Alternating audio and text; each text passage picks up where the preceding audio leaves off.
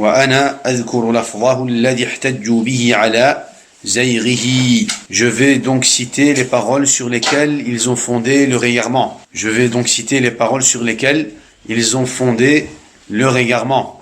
Tout d'abord, ce qu'on doit savoir, c'est que Taymiyya a beaucoup de paroles à propos de ce sujet. Il a beaucoup de paroles à propos de ce sujet. Et dans ces paroles, il y a des paroles qui sont muhkam et des paroles qui sont mutashabih. Et on a aussi des paroles dans lesquelles il utilise des termes généraux.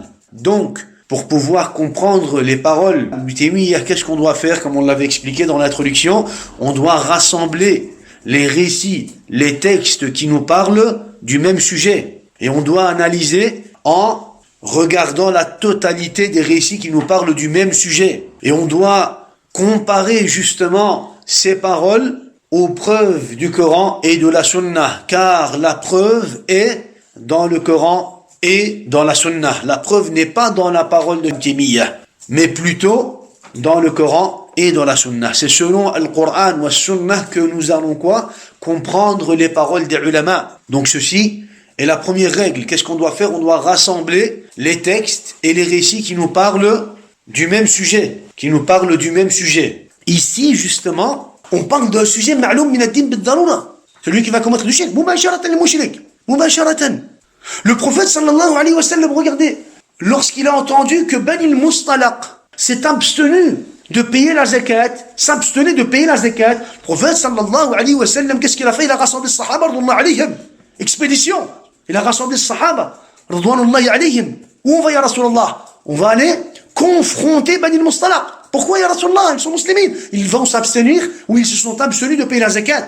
En réalité, c'était une mauvaise information. Allah Azza wa Jalla a révélé au prophète alayhi salatu wassalam pour prévenir le prophète alayhi salatu wassalam que c'est une mauvaise information, une fausse information.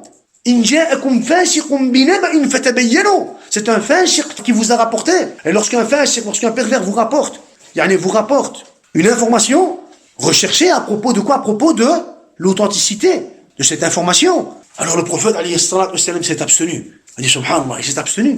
Une mauvaise compréhension, une mauvaise interprétation, une mauvaise information. Walakin, il s'abstient de payer la zakat. Ma'loum min ad-din bid-darura. Tu peux pas, toi, t'abstenir de payer la zakat.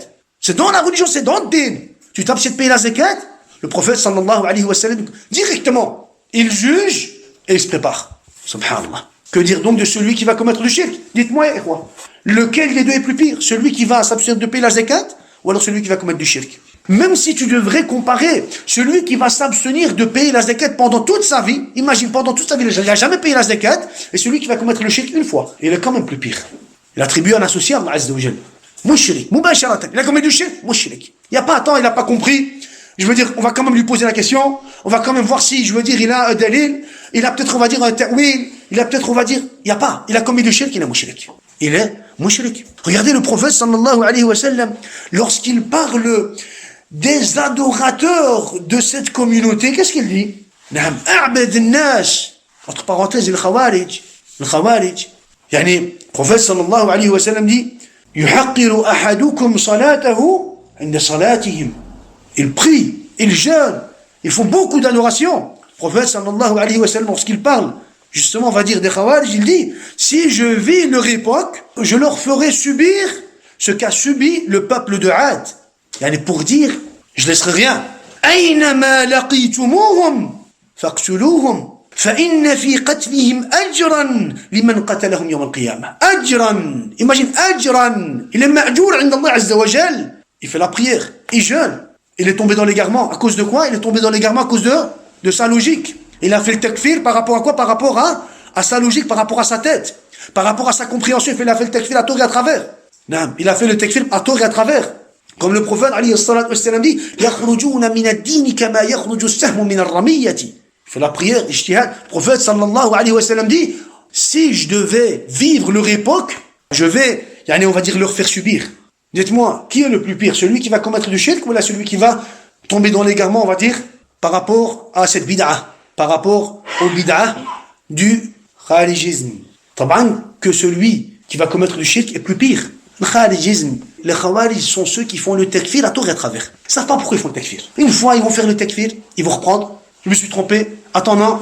Pour eux, le takfir n'a aucun sens. Le takfir, c'est Le takfir, pour eux, c'est un jugement qui est basé sur quoi? Qui est basé sur leurs envies, leurs passions.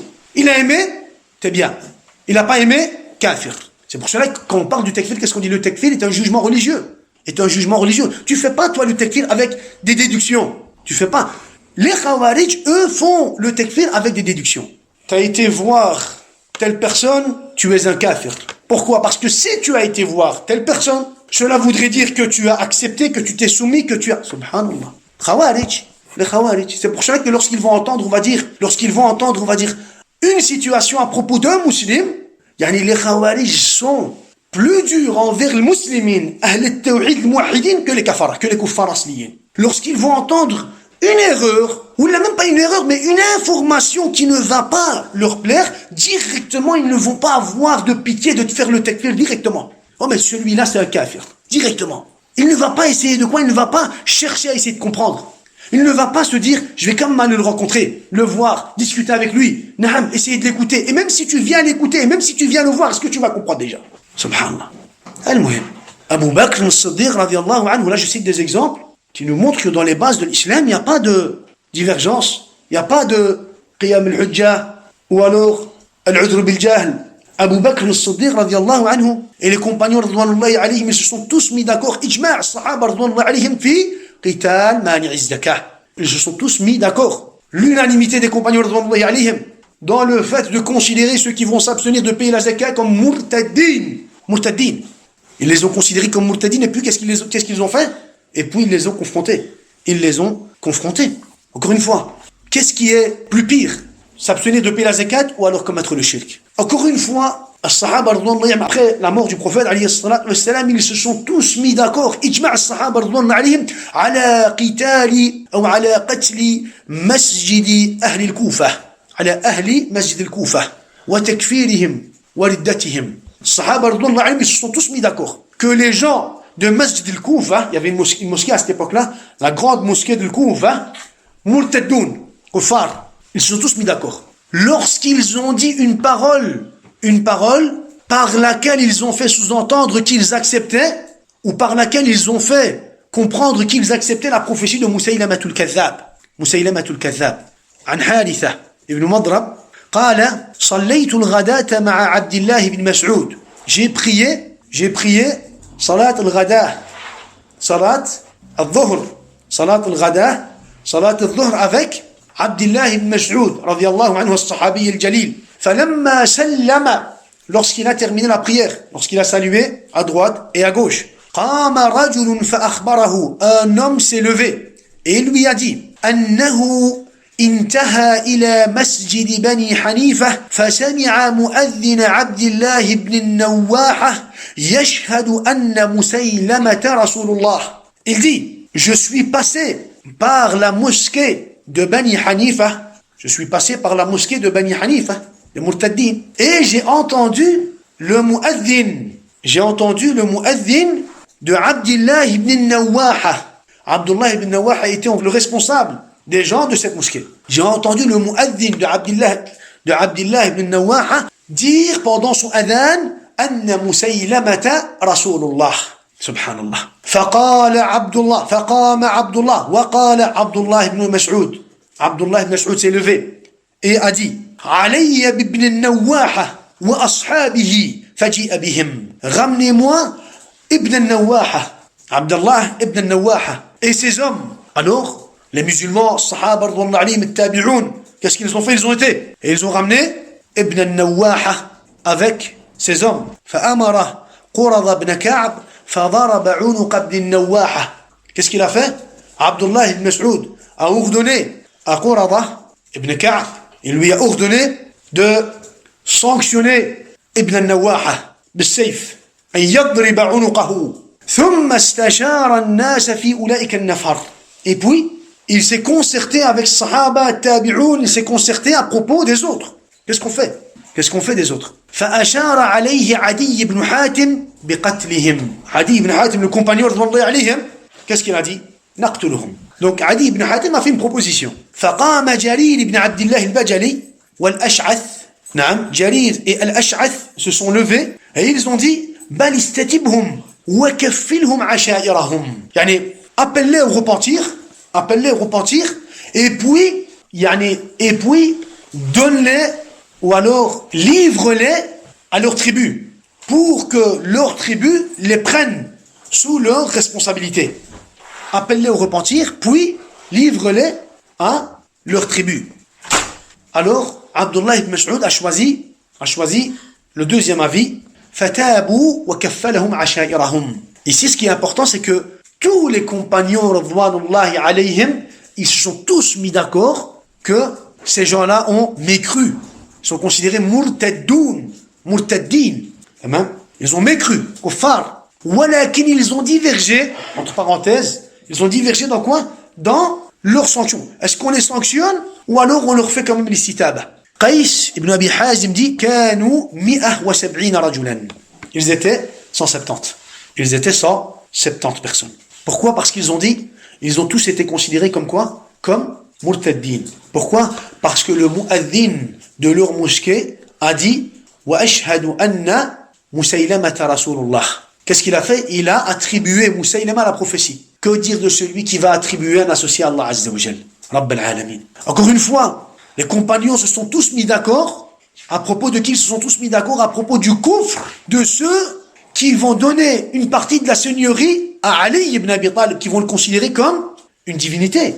Les compagnons radwanullahi alayhim ont jugé murtaddin ceux qui ont associé Ali ibn Abi Talib à Allah subhanahu wa ta'ala. Imaginez-vous à l'époque de Ali, ils vont vivre avec Ali ibn Abi Talib, le cousin du prophète alayhi salam, le 4e khalife, ils vont vivre avec lui, qadi hadil umma. Ils vont vivre avec Ali ibn Abi Talib, malgré cela, ils vont tomber dans quoi? Dans l'égarement d'Ad-Dalal. Dans Ad-Dalal. Ali ibn Abi Talib, qu'est-ce qu'il a fait? Ali ibn Abi Talib a ordonné, encore une fois, ils sont tous mis d'accord qu'ils étaient murtaddin, ils ont divergé dans la façon de les sanctionner. Encore une fois, At-Tabi'un, à l'époque de Al-Ja'd ibn Dirham. Al-Ja'd ibn Dirham, 2 djim dalal. 2 djim. Al-Ja'd ou Al-Jahm. Tu ne dois pas oublier. Djim, Al-Ja'd ibn Dirham ou Al-Jahm. Al-Ja'd ibn Dirham, on va dire, est le professeur de Al-Jahm ibn Safwan. Aujourd'hui, quand on parle, on ne dit pas Al-Ja'diyya. On dit plutôt Al-Jahmiyya. Ça? Pourquoi on dit Al-Jahmiyya, on ne dit pas Al-Ja'diyya? Parce que Al-Ja'diyya a été sacrifié par le khalifa de son époque, par l'amir de son époque, Khalid al-Qasri. Lorsque les ulama d'Ahl al-Sunnah wal Jama'a sont tous mis d'accord que le Ja'd ibn Dirham hada kafir. Il n'y a pas, on va lui établir les preuves, on va lui expliquer, il a des ambiguïtés en tête, il a, pas compris, il a vécu un entourage où, il a comme une raison de croire de cette façon, il n'y a pas.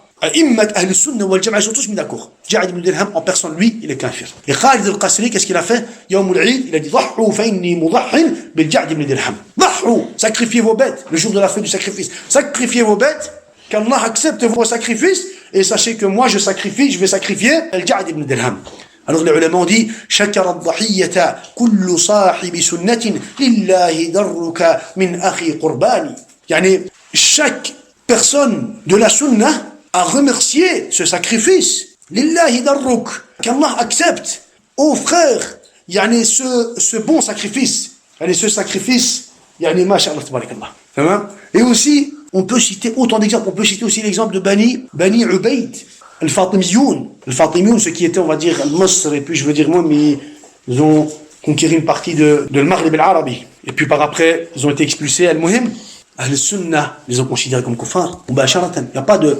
Donc, fil masail al-Dhahira wa masail asl ad-din, il n'y a jamais eu de quoi? Il n'y a jamais eu de tawaqquf. Quand on va regarder, est-ce que c'est faisable, c'est pas faisable? Abadan. Mubasharatan.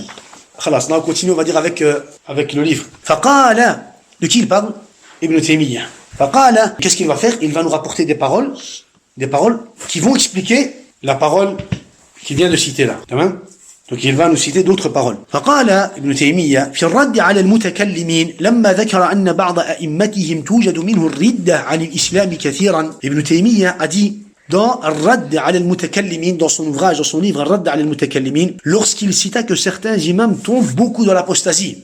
Dans ce livre, il cite quoi? Il cite que beaucoup d'imams tombent dans l'apostasie, comme notre époque. وهذا إن كان في المقالات الخفية فقد يقال إنه فيها مخطئ ضال لم تقم عليه الحجة التي يكفر تاركها. Écoutez bien, subhanallah. Il dit, si cela était au sujet des paroles non évidentes, si cela était au sujet des paroles non évidentes, le fait de s'abstenir, de faire le takfir et tout ce qui suit, nous aurions pu dire que la personne est pécheresse, égarée. Elle est un pécheur égaré. Tamam?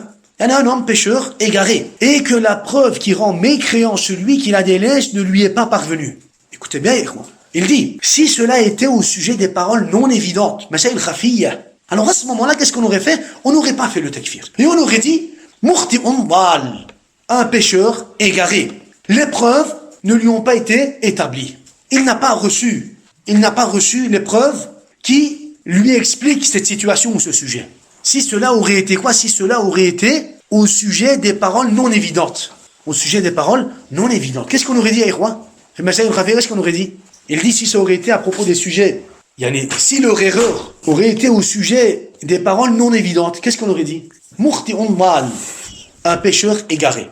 Imaginez-vous que même quand c'est un sujet non évident, un sujet caché, qu'est-ce qu'on dit? Mukhti'un dal. À la base, c'est ça qu'on doit dire. On aurait dit mukhti'un dal. Eux, même pour les sujets des bases de l'islam, ils ne veulent pas le dire mukhti'un dal. L'islam dit, même pour les sujets d'ambiguïté, les sujets cachés, les sujets non évidents, il dit, qu'est-ce qu'on aurait dit? On aurait dit pécheur égaré. Subhanallah. لكن هذا يصدر عنهم في أمور يعلم الخاصة والعامة من المسلمين أن رسول الله صلى الله عليه وسلم بعث بها وكفر من خالفها. Mais cela concerne des choses que tout le monde parmi les musulmans sait, que le prophète sallallahu alayhi wa sallam fut envoyé pour elles, et qu'il rendit mécréant celui qui les contredit. Qu'est-ce qu'il dit? Il dit, mais leurs erreurs ne concernent pas des sujets ou des paroles non évidentes. Leurs erreurs concernent des choses que tout le monde parmi les musulmans sait. Al-Khawas ou Al-Awam, les savants et les gens de la masse, tous savent que quoi? Tous savent que ces sujets font partie des bases de l'islam. Tous savent que le prophète sallallahu alayhi wa sallam a été envoyé avec ces sujets. Et que celui qui va contredire dans ces sujets sera considéré comme mécréant. Comment? Il dit même dans un paragraphe que Cheikh n'a pas cité ici dans ce livre, il dit بل اليهود والنصارى والمشركون يعلمون أن محمدا بعث بها وكفر من خالفها. Il dit même les juifs, les chrétiens et les mouchrikoun de son époque savaient très bien que le prophète sallallahu alayhi wa sallam a été envoyé avec ces sujets, les bases de l'islam, et qu'il a fait quoi? Et qu'il a fait le takfir par rapport à ces sujets. Pour dire que c'était quelque chose de connu. Quelque chose de connu par les musulmans et par les yahoud والنصارى et même par les mouchrikins. تمام؟ مثل أمره بعبادة الله وحده لا شريك له ونهيه عن عبادة أحد سواه من الملائكة والنبيين وغيرهم فإن هذا أظهر شعائر الإسلام. Comme l'ordre d'adorer Allah seul, sans lui donner d'associé, et l'interdiction d'adorer autre que lui parmi les anges ou les prophètes ou autres. Ceci, le tawhid, est le plus évident des enseignements et rites de l'islam. Le tawhid est le sujet le plus évident de l'islam. Qu'est-ce qu'il fait? Il nous cite des exemples. Il dit, si ces gens-là, il est mis devant lui, il a un groupe de gens qui s'abstiennent de faire le takfir d'un autre groupe. Alors il leur dit, ce groupe dont vous ne faites pas, vous, leur takfir, si leurs erreurs auraient été dans des sujets non évidents, dans des sujets cachés, des sujets dont on a besoin de leur expliquer, on n'aurait pas fait leur takfir et on aurait tout simplement dit qu'ils sont mukhti' dal, des pécheurs égarés. Mais le problème, c'est qu'ils font des erreurs dans les bases de l'islam. Ils font des erreurs dans des choses dont les savants, la masse des gens, sont tous au même niveau à propos de la connaissance de ces sujets. Comme par exemple, et puis qu'est-ce qu'il fait? Il te cite des exemples. Il dit, ils font des erreurs que même les juifs et les chrétiens savent très bien que ces erreurs ne font pas partie de l'islam. C'est des erreurs qui vont les rendre mécréants. Comme par exemple quoi? Ils font des erreurs dans l'adoration d'Allah, dans le reniement du shirk. ومثل معاداة اليهود والنصارى والمشركين. Et puis il cite des exemples. Il dit comme par exemple des erreurs dans l'alliance et dans le désaveu. ومثل إيجاب الصلوات الخمس وتعظيم شأنها. Comme l'obligation des 5 prières et leur importance. Ils ne peuvent pas renier les 5 prières et l'importance des 5 prières. S'ils relient les 5 prières d'office, un musulman, il ne peut pas relier les 5 prières. Et quoi, c'est quelque chose qui est connu dans la religion par nécessité. Même les kuffars aujourd'hui, quand tu leur demandes combien de prières ont les musulmans, il va te dire quoi? Il va te dire 5 prières. C'est pour cela qu'il dit leurs erreurs concernent des choses qui sont connues dans la religion par tout le monde. ومثل تحريم الفواحش والربا والخمر والميسر, tel que l'interdiction de la turpitude, de l'usure, du vin, de l'alcool et des jeux de hasard. Il y a l'interdiction de la turpitude, le fawahish, de l'usure, du vin, de l'alcool et des jeux de hasard. L'interdiction de ces muharramat est quelque chose de connu dans la religion par nécessité. Ils ne peuvent pas ignorer. Un musulman ne peut pas ignorer cela. Il ne peut pas dire, moi je savais pas que le khamr était haram, je savais pas que le zina était haram, je savais pas que al-riba était haram. Il n'a pas d'excuse. ثم تجد كثيرا من رؤوسهم وقعوا فيها فكانوا مرتدين. Puis on trouve que beaucoup de leurs têtes ont commis ces péchés ou ces annulatifs et ont donc été apostats et ont donc apostasié. En parlant de ce groupe, il dit ce groupe dont vous ne faites pas leur takfir, ils ont commis ces actes de kufr évidents. Ils ont commis le shirk qui est évident. Des choses qui sont connues dans la religion par nécessité, dont les savants et la masse des gens sont au même degré dans la connaissance de ces sujets. Il dit, ils ont apostasié. Il est où iqamat al-hujja? Il n'y a pas d'iqamat al-hujja. Pourquoi? Parce que il fait la différence entre quoi? Il fait la différence entre masail al-zahira ou masail al-khafiyya et les bases de l'islam et les bases de l'islam. Donc avant de parler d'un savant et avant de rapporter la parole d'un savant, qu'est-ce que tu dois faire? Qu'est-ce qu'on doit faire? Qu'est-ce qu'on va lui dire? On va lui dire, essayez d'abord de comprendre la parole de ce savant. Essayez d'abord de connaître la aqida de ce savant à propos de ce sujet. Tu parles de Qiyam al-Hujja, tu sais même pas que veut dire Qiyam al-Hujja. Donc déjà, tu dois maîtriser ce sujet, tu dois comprendre ce sujet. Et tu ne dois pas jouer avec les paroles des ulama et jouer avec les paroles, on va dire, des ulama et les paroles des ulama. C'est pas un jeu. Ad-din, la religion n'est pas un jeu. Il dit, وَأَبْلَغُ مِنْ ذَلِكَ أَنَّ مِنْهُمْ مَنْ صَنَّفَ فِي دِينِ الْمُشْرِكِينَ كما فعل أبو عبد الله الرازي يعني الفخر الرازي قال وهذه ردة صريحة باتفاق المسلمين انتهى كلامه. خلاص on va lire ça et on va clôturer inchallah. وأبلغ من ذلك أن منهم من صنف في دين المشركين كما فعل أبو عبد الله الرازي يعني الفخر الرازي فقال وهذه ردة صريحة باتفاق المسلمين انتهى كلامه. Et il y a pire que cela. Certains ont même écrit des ouvrages selon la croyance des mouchriquines, comme l'a fait Abu Abdillah al-Razi, c'est-à-dire Al-Fakhr al-Razi. Cela est une apostasie explicite selon l'unanimité des musulmans. Cela est une apostasie explicite selon l'unanimité des musulmans. Fin de citation. Fin de citation. Donc, il dit, toi tu me parles. Il dit, vous me parlez. Vous voulez vous abstenir de faire le takfir de ces gens-là. Vous parlez de Qiyam al-Hujja, vous parlez de l'Udhr bil-Jahl, mais vous oubliez que ces gens-là ont détruit les bases de l'islam. Ils sont tombés dans le ridda, dans l'apostasie. Il y en a même parmi eux qui ont écrit des ouvrages à propos du shirk, à propos de la religion des mouchriquines, de l'adoration des étoiles, des astres, comme on l'a expliqué. Vous vous abstenez de faire le takfir de ces gens-là. Pourtant, ces gens-là ont détruit l'islam depuis longtemps. Ils ont renié ce qui est connu dans la religion par nécessité. Ils ont commis le shirk et le kufr, nawaqid l'islam. Comment osez-vous, après tout cela, vous abstenir de faire le takfir de ces mouchriquins? Donc ici, qu'est-ce qu'il fait? Il cite cette parole pour nous faire comprendre qu'en réalité, il fait quoi? Il fait la différence entre les sujets non évidents et les sujets évidents, ya ikhwan. Thomas, ici, il nous cite quoi? Il nous cite cet exemple. L'exemple de qui? L'exemple de Fakhr al-Razi. L'exemple de Fakhr al-Razi. Pourquoi? Parce que al-Razi, comme on l'avait dit la dernière fois, il s'est mêlé à ilm al-kalam, al-falsafa. Et ilm al-kalam wal-falsafa, a détruit, a fait plus de mal à l'islam ou aux musulmans que les Yahoud ou les Nasara.